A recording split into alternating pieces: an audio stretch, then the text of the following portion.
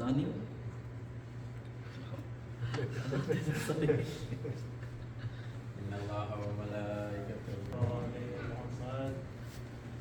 اعوذ باللہ من الشیطان اللعین الرجیم بسم اللہ الرحمن الرحیم لا حول ولا قوة الا باللہ العلی العظیم نحمده ونستعینه ونستغفره ونشکره ونتوسل الیہ ونتوکل علیہ نصلی ونسلم علی خیرته فی خلقه حافظ سرہ ومبلغ رسالات سیدنا نبینا ابی القاسم محمد اللهم صل علی محمد وعلى اہل بیتہ الطیبین الطاہرین المعصومین سیما بقیۃ اللہ فی الارضین قال اللہ تعالی فی کتاب المبین وقال الحق اعوذ باللہ من الشیطان اللعین الرجیم فبما نقضهم ميثاقهم لعناهم وجعلنا قلوبهم قاسية يحرفون الكلم عن مواضعه ونسوا حظا مما ذكروا به ولا تزال تطلع على خائنة منهم إلا قليلا منهم فاعف عنهم واصفح إن الله يحب المحسنين صدق الله العلي العظيم. السلام علیکم ورحمۃ اللہ وبرکاتہ. سب سے پہلے میں اپنے آپ کو، آپ تمام مومنین مومنات اور سننے والوں کو تقوی الہی کی وصیت اور نصیحت کرتا ہوں. اللہ تعالیٰ سے یہ دعا کرتا ہوں کہ اے اللہ، تو نے جن کاموں میں تقوی کے حصول کو ہمارے لیے آسان رکھا ہے، ان کاموں کو کرنے کی ہم سب کو توفیق عطا فرمائے. قرآن مجید کے اندر جتنی بھی آیات کسی حکم کے تحت دی گئی ہیں، ان میں سے اکثر کے ساتھ اگر آپ دیکھیں تو آپ کو لعلکم تتقون کا لفظ نظر آئے گا. یعنی اللہ تعالیٰ کے کچھ احکامات ایسے ہیں کہ جن میں سے کچھ احکامات جنہیں آپ شرعی احکام کہتے ہیں، کچھ احکامات اخلاقی احکامات ہیں. ان تمام کی اگر آپ فہرست اٹھا کے دیکھیں تو گھما پھرا کر آیات کو آپ دیکھیں تو آخر میں ہدف جو نظر آتا ہے وہ کیا ہے؟ وہ اللہ تعالیٰ کا تقوی اختیار کرنا. اور دوسرے الفاظ میں اگر ہم کہیں کہ اللہ تعالیٰ کا تقوی یا اللہ تعالیٰ کا تقرب، دراصل وہ چیز ہے کہ جو انسان کی فلاح کا راستہ ہے. گفتگو ہماری اس بارے میں چل رہی تھی کہ اگر یہ تقوی نہ ہو تو انسان میں کیا کیا بیماریاں آتی ہیں، اور ان بیماریوں میں سے ایک بیماری جس کا ہم نے تفصیل سے 2 خطبوں میں آپ کے سامنے ذکر کیا، وہ بیماری یہ تھی کہ کلمات میں، واقعات میں، شخصیات میں، ان کے جسے کہتے ہیں کہ کردار میں تحریف کر دینا. اور اس سلسلے میں ہم نے تفصیل سے آپ کے سامنے وہ گفتگو بیان کی تھی کہ جس میں تحریف کے بارے میں تمام کی تمام وہ چیزیں کہ جو مختلف تاریخ کے ادوار کے اندر لوگوں نے شخصیات کے اندر، واقعات کے اندر اور کرداروں میں کی، ان کے بارے میں ذکر کیا گیا تھا. آج میں یہ چاہتا ہوں کہ آخری حصہ جو اس کا رہ گیا تھا اس کے بارے میں تھوڑا سا آپ کے سامنے بیان کروں کہ یہ ایک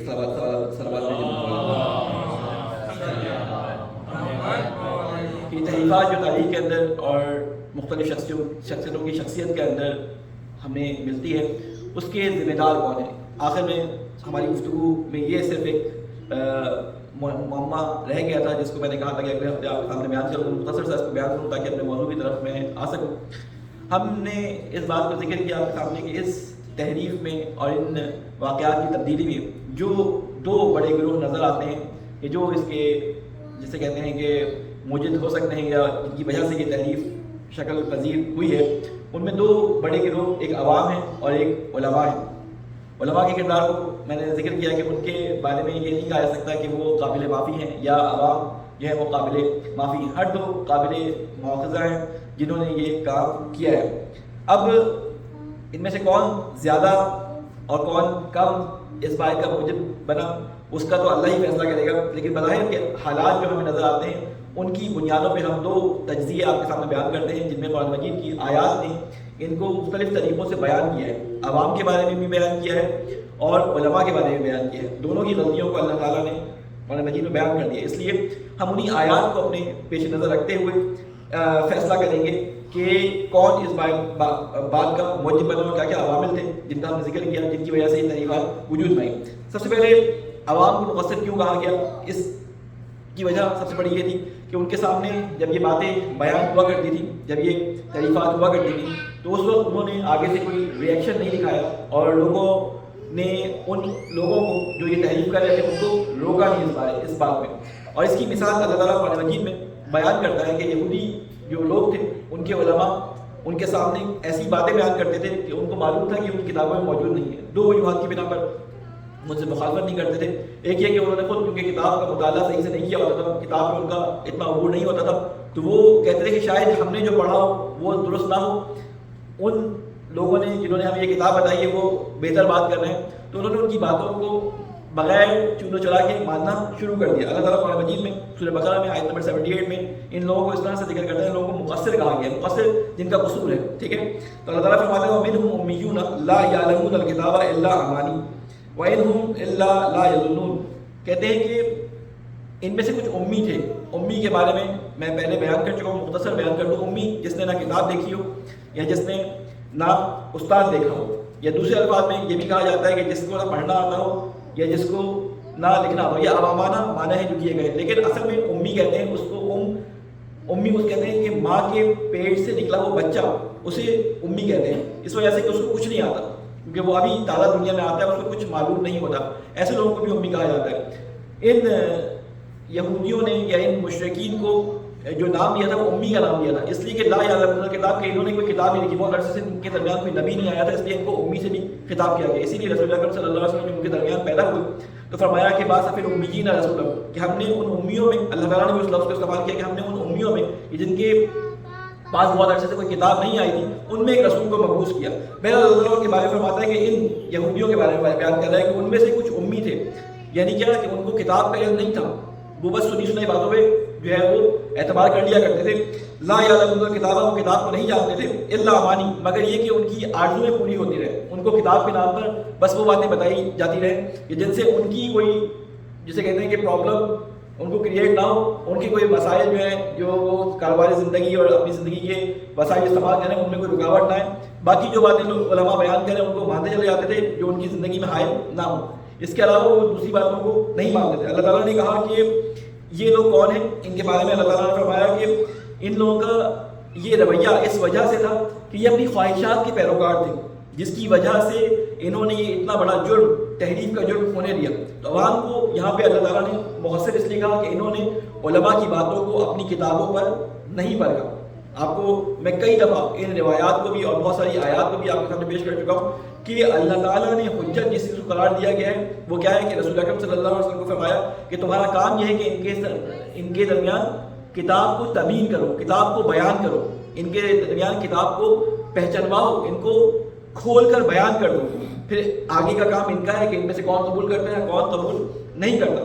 لہذا ہمیں علماء کو دوسری طرف رکھتے ہوئے عوام کو دیکھنا چاہیے کہ ان کی بھی کچھ غلطیاں ہوتی ہیں جس کی وجہ سے تحریف وجود میں آتی ہے. آج ہم اپنے معاشرے کے اندر دیکھتے ہیں کہ ہمارے اپنے شیعہ مذہب کے اندر آپ کچھ چیزیں, کچھ رسومات, کچھ باتیں, کچھ عقائد اس طرح کے دیکھتے ہیں کہ نہ ان کا کتاب خدا سے تعلق ہے, نہ آپ کو کہیں سیرت اہل بیت میں وہ نظر آتی ہے, بلکہ ہم صرف ایک ہسٹری کے اندر کچھ 100 سالوں سے ان کو شروع ہوا دیکھتے ہیں اور بعد میں وہ ہمارے دین کا اور عقائد کا حصہ بنتی چلی جاتی ہے. تو آج جس طرح پہلے زمانے میں آئمہ علیہ السلام کے پاس لوگ آیا کرتے تھے کہ جن کے پاس آئمہ کا جسے کہتے ہیں آئمہ کی رسائی نہیں تھی یا آئمہ سے دور رہتے تھے, تو وہ آتے تھے اور اپنے عقائد کو آئمہ علیہ السلام پہ عرضہ کرتے تھے, بیان کرتے تھے کہ ہم یہ عقیدہ رکھتے ہیں, آپ ہمارے عقیدے پہ مہر تصویر سب کر دیں کہ ہمارا عقیدہ صحیح ہے یا نہیں صحیح, قرآن اور سیرت کے مطابق ہے یا نہیں ہے. تو آئمہ علیہ السلام ان کو بیان کر دیا کرتے تھے.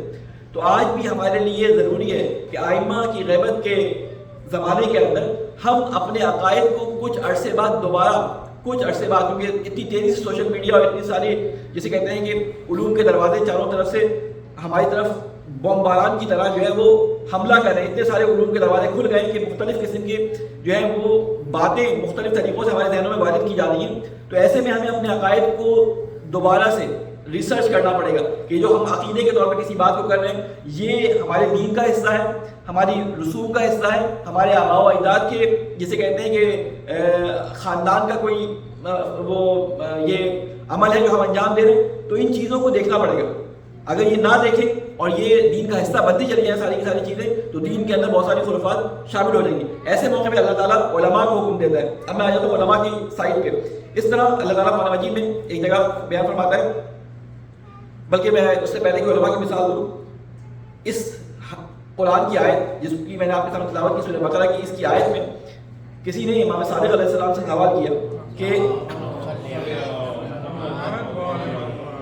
کہ اللہ تعالیٰ خود ان لوگوں کو خطاب کر رہے ہیں امی، یعنی ان کے درمیان کوئی کتاب نہیں ہے، یہ پڑھے لکھے نہیں ہیں، درس خواندے نہیں ہیں، تو کیوں پھر ان کو مقصر کہا ہے اللہ تعالیٰ نے آیت کے اندر؟ امام صادق سے کسی نے اس آیت میں جو مطلب آیا اس کے بارے میں سوال کیا کہ عوام کو مقصر کیوں کہا ہے، جبکہ ان کو تو پتہ ہی نہیں تھا، وہ جانتے ہی نہیں تھے، تو ان کو مقصر اللہ تعالیٰ نے کیوں کہا؟ تو امام نے فرمایا کہ علماء یہود کی مسئولیت تو سمجھ آتی ہے کہ عوام کو مسئول جانا گیا ہے۔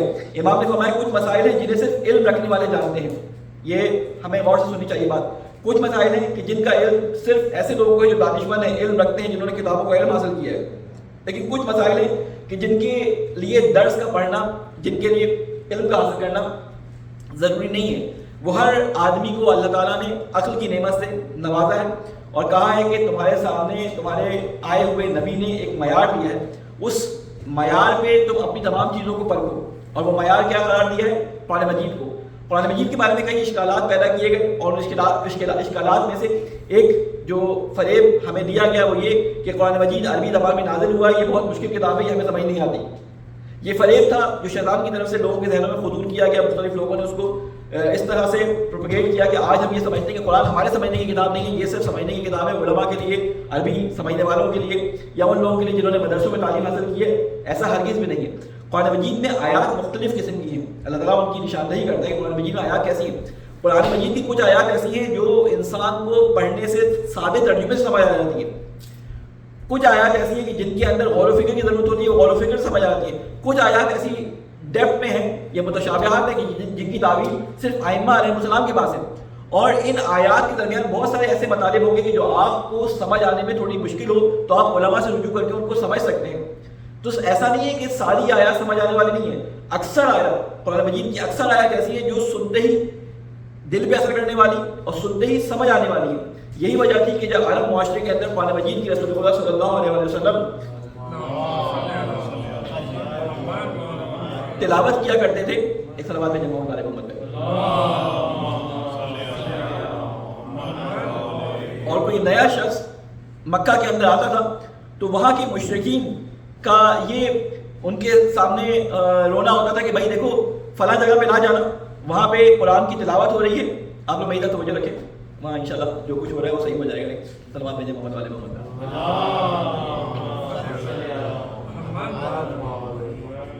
جب رسول اکرم صلی اللہ علیہ وسلم قرآن مجید کی تلاوت کرتے تھے تو کفار اور مشرکین کیا کہا کرتے تھے؟ کفار اور مشرکین کہتے تھے کہ دیکھو اس رسول کی قرآن کی تلاوت نہ سننا، کیوں کہ اگر تم نے اس کی تلاوت کو سنا تو تمہارے اوپر بھی جادو ہو جائے گا۔ نعوذ باللہ رسول خدا کو جادوگر کہا کرتے تھے، سحر کرتا ہے یہ شخص، نعوذ باللہ یہ کہا کرتے تھے۔ کیا وجوہات تھی کہ ایک باہر سے آنے والا شخص قرآن کے الفاظ کو جب سنتا تھا تو اس کے اوپر اتنا اثر کرتا تھا کہ وہ یا تو مسلمان ہو جاتا تھا یا رسول خدا کا گرویدہ ہو جاتا تھا۔ آج ایسا کیا ہو گیا کہ ہمارے پاس قرآن کی آیات کی تلاوت کی جاتی ہے، ترجمہ پڑھا جاتا ہے، کلاسز لی جاتی ہیں، لیکن ہمارے اوپر اثر نہیں ہوتا، اس لیے کہ انسان جب بازار جاتا ہے تو بازار سے وہی چیز خریدتا ہے جس کے خریدنے کا وہ ارادہ رکھتا ہے۔ قرآن مجید کے بارے میں بھی یہی ہے کہ جب وہ سمجھنے کا ارادہ رکھتا ہے تو قرآن مجید کی آیات اس کو سمجھ آتی ہیں، اگر وہ ارادہ ہی نہیں رکھتا تو قرآن مجید کی آیات سمجھ بھی نہیں آتی۔ اس لیے ہمیشہ قرآن مجید کو پڑھتے وقت آپ اپنی توجہ اس بات پہ رکھیں کہ آپ قرآن مجید کو سمجھنا چاہتے ہیں، اور آپ اس نیت سے پڑھیں کہ یہ اللہ کا کلام ہے، اللہ وہاں پہ کلام کر رہا ہے اور آپ چاہتے ہیں کہ اللہ کی بات کو سمجھ سکیں۔ جب اس نیت سے پڑھیں گے اور سمجھنے کی نیت سے پڑھیں گے تو اللہ تعالیٰ کا یہ وعدہ ہے قرآن مجید کے اندر کہ ہم تمہیں اس مطلب کے سمجھنے میں آسانی پیدا کر دیں گے۔ تو بہرحال بات ہو رہی تھی کہ علماء کی، کہ علماء یہاں پہ کس حد تک اصولوار ہیں۔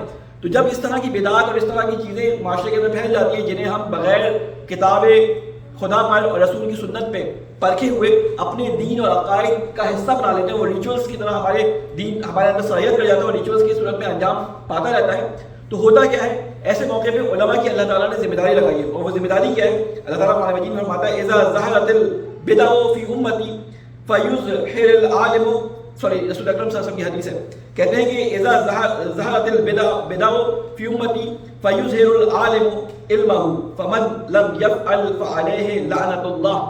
اللہ کے رسول فرماتے ہیں کہ جب معاشرے کے اندر بدعات پھیل رہی ہوں اور عالم یہ دیکھ رہا ہو کہ یہ بدعات پھیلتی، یعنی بدعات کہتے ہیں ہر وہ نئی چیز جو دین کا حصہ نہ ہو، دین بنا کر پیش کی جائے، اسے کہتے ہیں بدع، ٹھیک ہے؟ یہ بری بھی ہوتی ہے، اچھی بھی ہوتی ہے، ہر وہ چیز نئی، بدع ابتدا سے نکلا ہے، نئی چیز، ہر وہ نئی چیز جو دین کے عنوان سے بیان کی جائے لیکن دین کا حصہ نہ ہو، دین کا حصہ کیا چیز ہوتی ہے؟ جو اللہ کی کتاب میں آیا، جو اللہ کے رسول نے فرمایا، یہ دین کا حصہ ہے، اس کے علاوہ کوئی چیز دین کا حصہ نہیں ہے۔ تو کہتے ہیں وہ چیز جو اللہ اس کے رسول نے بیان نہ کی ہو، نہ بعد میں ائمہ نے مسلمان نے اس کی توثیق کی ہو، توجیہ اس کی پیش کی ہو کہ یہ جو لوگوں میں ہو رہا ہے یہ صحیح ہے، تو وہ چیز بدعت ہے۔ تو اب فرمایا کہ اگر بدعت ظاہر ہو رہی ہو اور عالم یہ دیکھ رہا ہو کہ بدعت پھیل رہی ہے معاشرے کے اندر، اور وہ خاموش رہے اور اپنے علم کا اظہار نہ کرے، لوگوں کو نہ بیان کرے کہ یہ چیزیں معاشرے میں پھیل رہی ہیں، تو کہتے ہیں کہ اللہ کی لعنت اس پر ہو۔ رسول اکرم نے ایسے علماء پر جو بدعات کو دیکھتے ہوئے نہیں بولتے، اللہ تعالیٰ کے رسول نے ان پہ لعنت کی ہے۔ اس کے علاوہ اللہ تعالیٰ نے قرآن مجید میں اس بات کو کھلے الفاظ میں بغیر کسی جسے کہتے ہیں لگی لپٹی کے بیان کر دیا۔ اللہ تعالیٰ قرآن مجید میں فرماتا ہے کہ سورہ بقرہ میں آیت نمبر 159 ہے، اس میں اللہ تعالیٰ فرماتا ہے ان الذین یکتمون ما انزلنا من البینات والہدی من بعد ما بیناہ للناس فی الکتاب اولئک یلعنہم اللہ ویلعنہم اللاعنون۔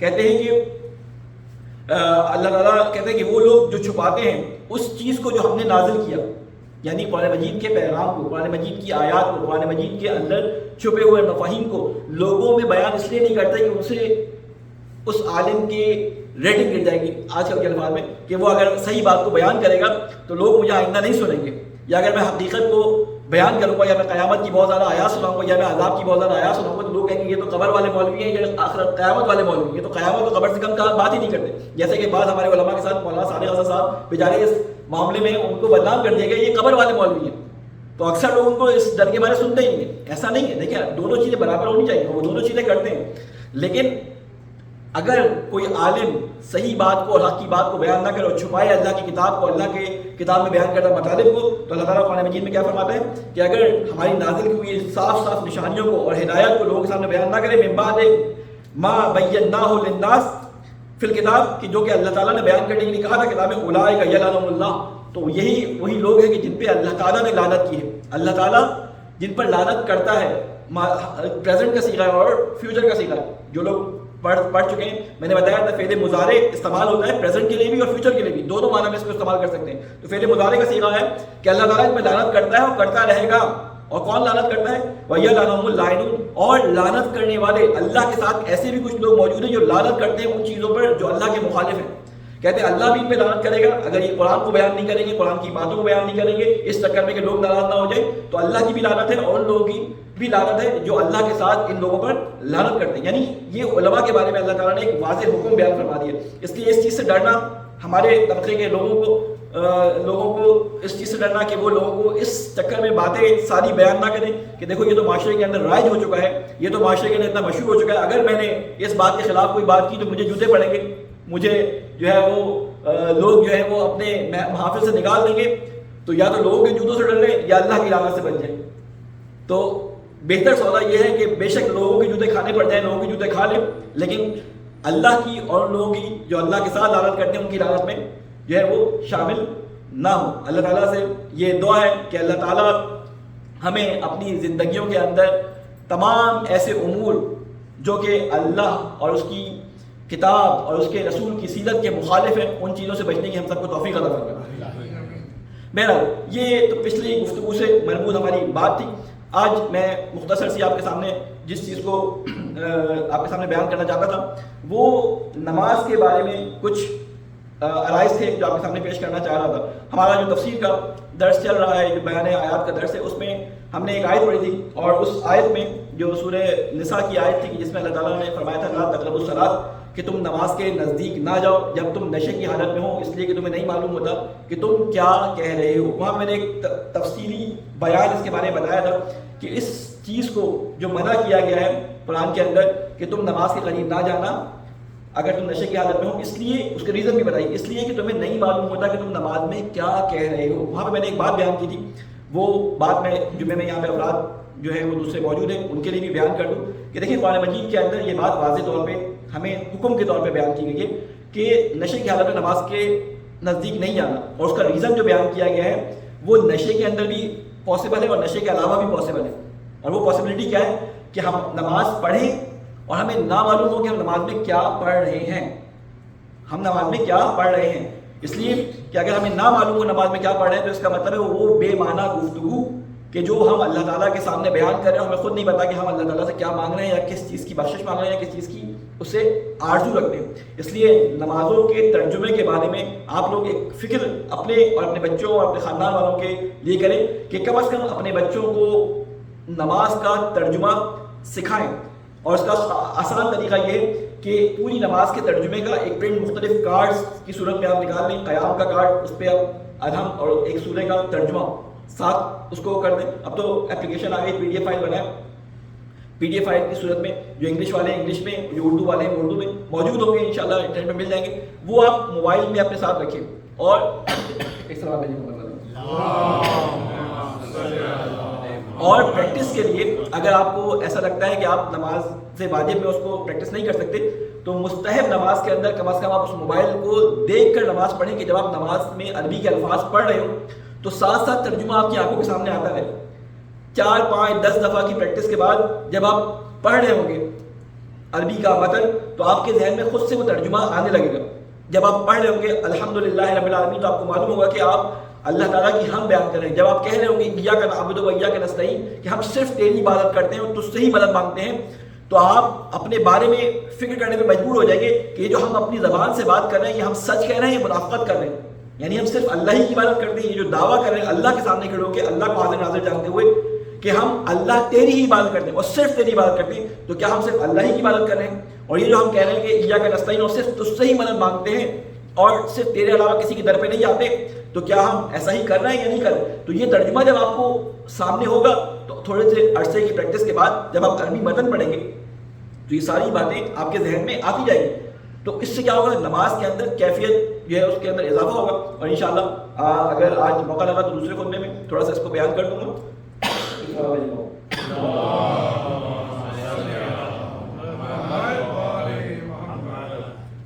اور اس میں بیان کروں گا کہ اس میں ہم کس طرح سے اپنی نمازوں کے اندر خشوع اور خضوع پیدا کر سکتے ہیں. اس کا سب سے پہلا کام تو یہی ہے کہ آپ نمازوں کو ترجمے کے ساتھ پڑھیں. اس کے بعد میں ایک روایت آپ کے سامنے پیش کرنا چاہوں گا کہ جس میں گو کہ وہ مومن کی صفات بیان کی گئی ہیں، لیکن میرا مقصد اس میں بیان کرنا شروع کی 2 آیتوں میں ایک لفظ آیا ہے خاشعین، اس کو بیان کرنا ہے. رسول اکرم صلی اللہ علیہ وسلم کی حدیث ہے، صلوات بھیجیں محمد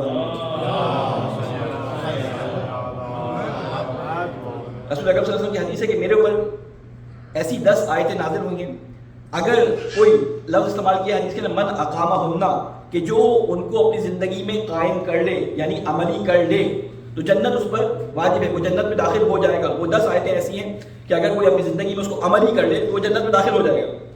یہ رسول اکرم کی حدیث ہے. کس آیات کے بارے میں وہ 10 آیتیں کون سی ہیں؟ وہ سورہ مومنین کی شروع کی آیات ہیں. شروع کی اگر آپ 7 یا 8 آیات کو دیکھیں تو اس میں صفات بیان کی گئی ہیں اور وہ شروع کہاں سے ہوتی ہے؟ بسم اللہ الرحمن الرحیم، قد افلح المؤمنون، بے شک ایمان والے کامیاب ہو گئے.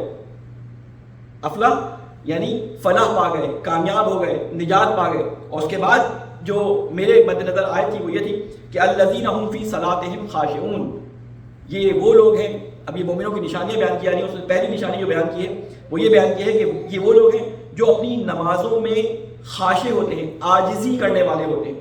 عاجزی کرنے والے ہوتے ہیں. عاجزی کا مطلب یہ ہوتا ہے کہ اپنے آپ کو کچھ نہیں سمجھتے، یعنی وہ جس دربار میں کھڑے ہوتے ہیں ان کو اس بات کا معلوم ہوتا ہے کہ یہاں پر وہ غلام کی حیثیت سے، یہاں پہ وہ ایک حقیر بندے کی حیثیت سے کھڑے ہیں اور ان کے سامنے جو شخص موجود ہے، جو ہستی موجود ہے وہ خداوند کریم کی ہستی ہے جس نے اس کو پیدا کیا ہے، جس نے اس کو ساری نعمتیں دی ہیں. اس کا یہ قصوروار ہے.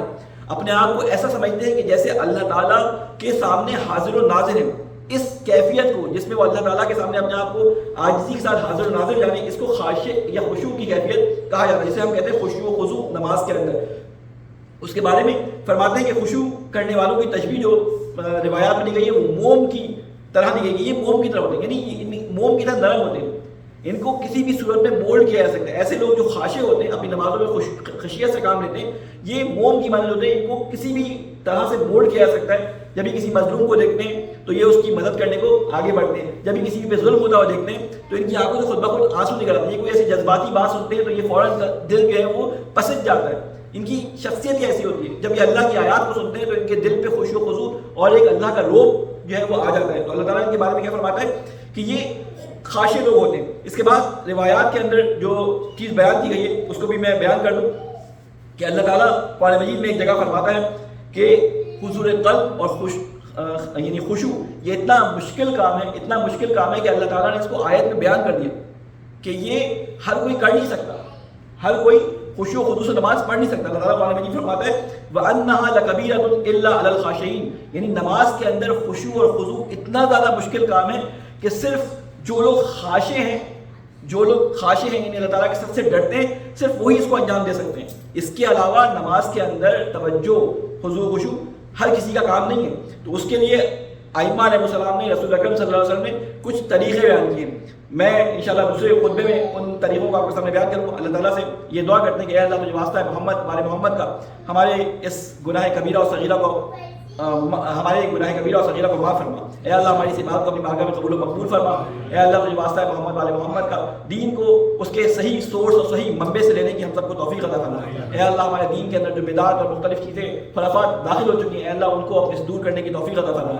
اے اللہ ہمیں نماز میں خشوع و خضوع لانے کی توفیق عطا فرما۔ اے اللہ اگر تو ہماری مدد نہ کرے تو ہم تیرے سامنے خشوع و خضوع بھی نہیں کر سکتے۔ اے اللہ ہمارا مددگار، حامی اور ناصر قرار پا۔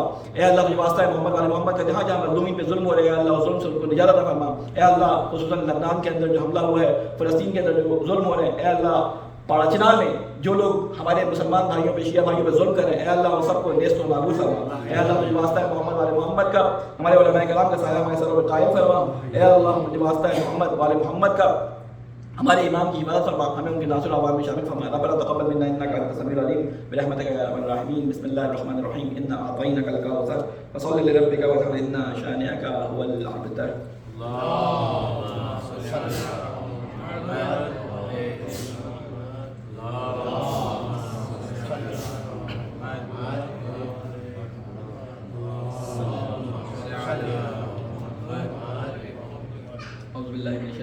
بسم اللہ الرحمن الرحیم، الحمد للہ رب العالمین، والصلاة والسلام علی سیدنا و نبینا و حبیب قلوبنا ابی القاسم المصطفى محمد وعلی آلہ الطیبین الطاہرین المنتجبین، سیما علی امیر المؤمنین وصدیقۃ الطاہرۃ فاطمۃ الزہرا سیدۃ النساء العالمین، والحسن والحسین سیدی شباب اہل الجنہ، وعلی بن الحسین ومحمد بن علی وجعفر بن محمد وموسى بن جعفر وعلي بن موسى ومحمد بن علي وعلي بن محمد والحسن بن علي والخلف القائم المهدي وجدك على عبادك وأمنائك في بلادك، وصل على أئمة المسلمين وحماة المستضعفين وحداة المؤمنين، أوصيكم عباد الله ونفسي بتقوى الله، صدق الله العلي العظيم۔ صلوات جماعة محمد۔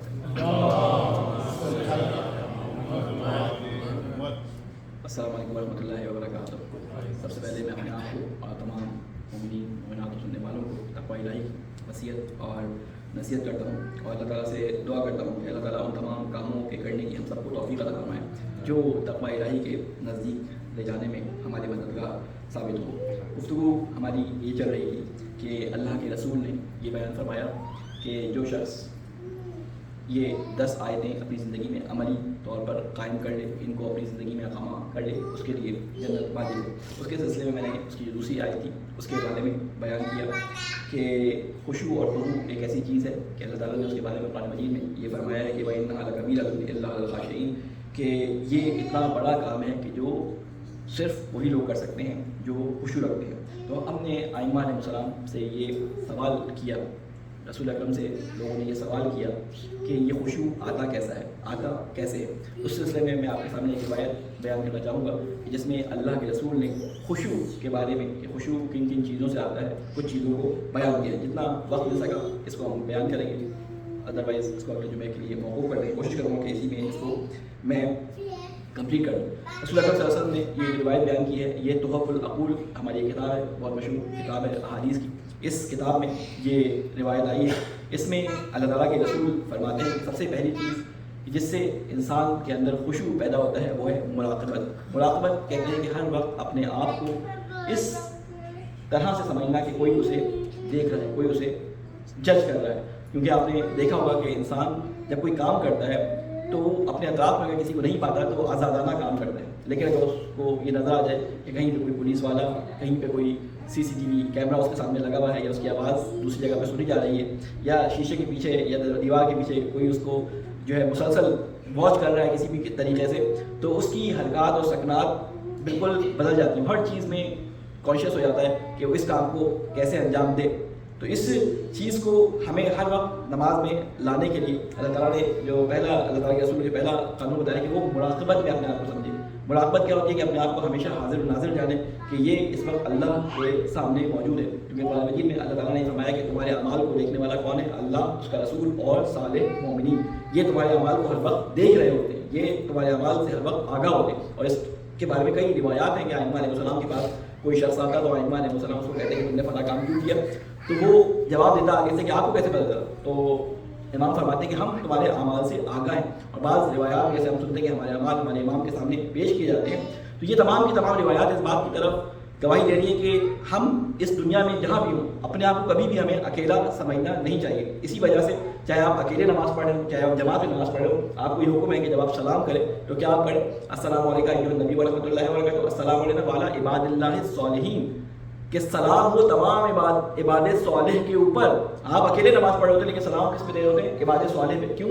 اس لیے کہ ہمارے اعمال کے شاہد ہوتے ہیں. تو اس لیے ہمیں اپنی نمازوں کے اندر سب سے پہلی چیز جس کا خیال رکھنا ہے وہ کیا ہے؟ مراقبت، اپنے آپ کو تحت کنٹرول سمجھنا. اس کے بارے میں ایک ہمارے استاد واقعہ سنایا کرتے تھے کہ علامہ طباطبائی کا نام آپ سب نے سنا ہوگا. علامہ طباطبائی وہ مفسر ہیں شیعہ جسے کہتے ہیں تاریخ کے اندر، کہ اب تک کی لکھی جانے والی تفاسیر میں جو کسی حد تک مکمل طور پہ لکھی گئی ہوں ان میں علامہ طباطبائی کی تفسیر المیزان بہت ہی پرومیننٹ ہے. اب تک اس جیسی تفسیر جو ہے وہ موجود نہیں ہے. علامہ جواد عاملی، آیت اللہ جواد عاملی ایک تفسیر لکھے ہیں تسنیم کے نام سے، جو تعداد میں اور جسے کہتے ہیں کہ حجم اور متن کے لحاظ سے اس سے بڑھ گئی ہے، لیکن وہ ابھی تک کمپلیٹ نہیں ہو سکی. علامہ طباطبائی کے شاگرد ہیں آیت اللہ جواد عاملی، ٹھیک ہے نا.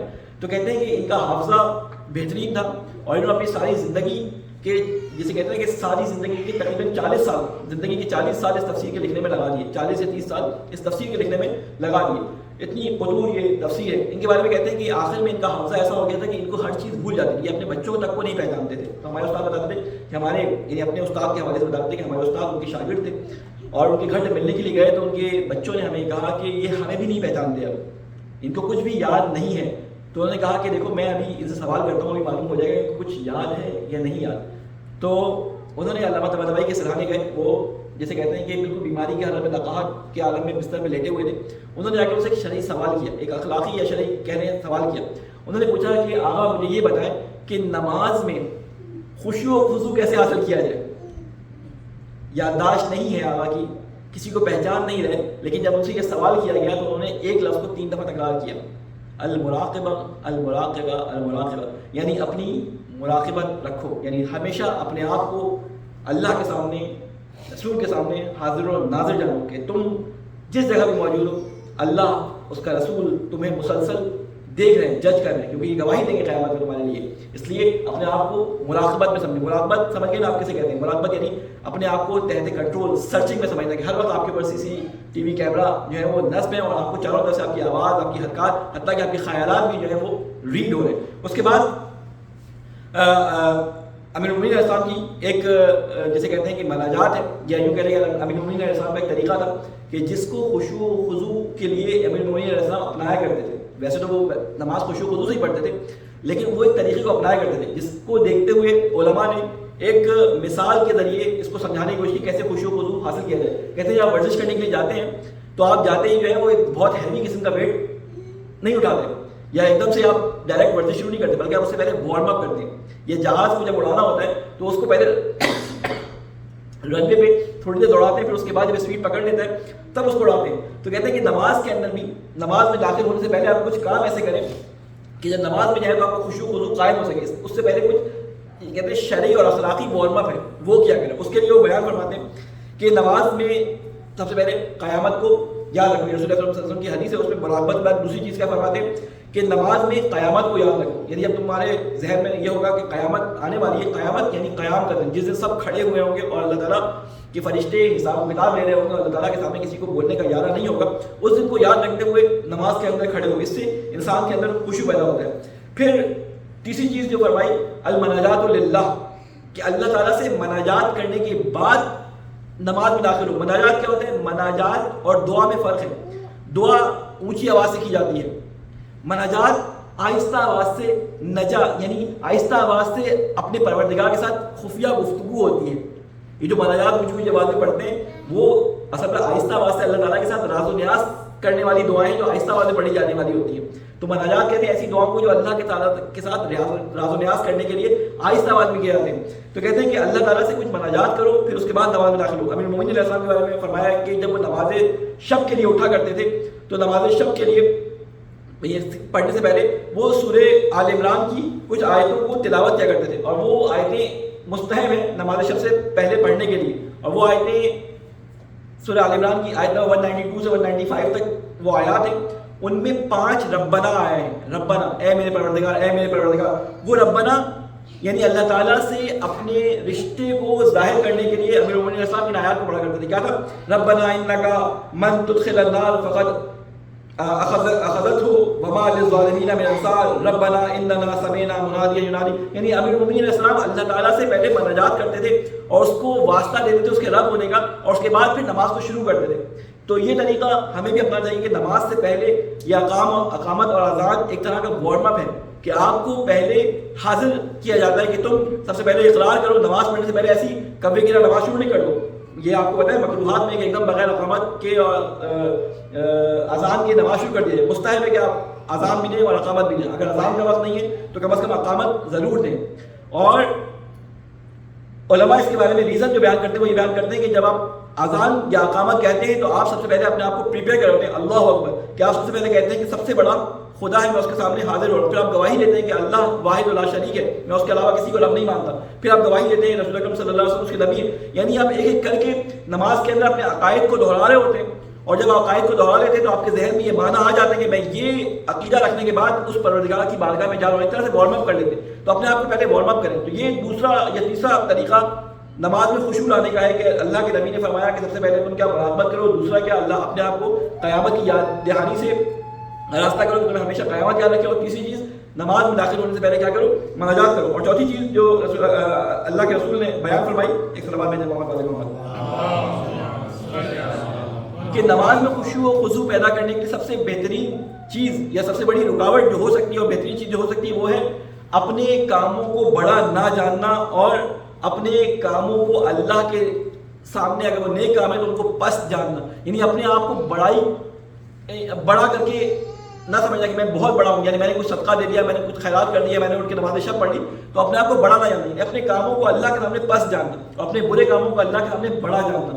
یہ چیز انسان کے اندر اس چیز کو پیدا کرتی ہے کہ وہ نماز کے اندر جب جائے, جب سارا دن اپنے آپ کی مواظبت کرتا ہے, سارے دن اپنے آپ کا خیال رکھتا ہے, تو وہ نماز میں اللہ کی طرف توجہ دے سکتا ہے.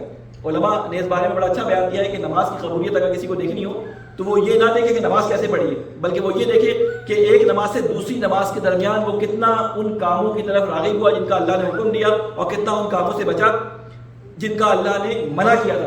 اگر وہ ان چیزوں میں کامیاب ہو گیا تو اس کا مطلب ہے اس کی نماز پچھلی قبول ہو گئی. اس لیے اللہ تعالیٰ نے 5 وقت دن میں ہمیں بلایا ہے کہ میرے پاس حاضر ہو, کیونکہ تمہارا بھروسہ نہیں ہے کہ تم اتنے لمبے وقفے اللہ سے اگر دور رہو تو تم سالم رہ سکو. اس لیے 5 وقت میرے پاس آؤ دن کے اندر 24 گھنٹے کے اندر, تاکہ تم مسلسل میرے ساتھ کانٹیکٹ میں رہو, تاکہ تمہیں یاد رہے کہ ایک اللہ گفتگو کرنے والا, تمہاری بات سننے والا ہمیشہ موجود ہے. اگر کوئی درد ہے تو اللہ سے بیان کرو, اگر مصیبت ہے مشکل ہے تو اللہ سے اس کی آسانی طلب کرو. اللہ تعالیٰ سے ہم دعا کرتے ہیں کہ اے اللہ مجھے واسطہ ہے محمد علی محمد کا ہماری نمازوں میں ہمیں خشوع و خضوع حاصل کرنے کی توفیق عطا فرما. اے اللہ مجھے واسطہ ہے محمد علی محمد کا اللہ کی ان آیات اور رسول کی ان تعلیمات کو سمجھ کر اپنی زندگی میں پیدا کرنے کی ہم سب کو توفیق عطا فرما. اے اللہ مجھے واسطہ ہے محمد علی محمد کا ہمارے گناہ کبیرہ صغیرہ کو معاف فرما.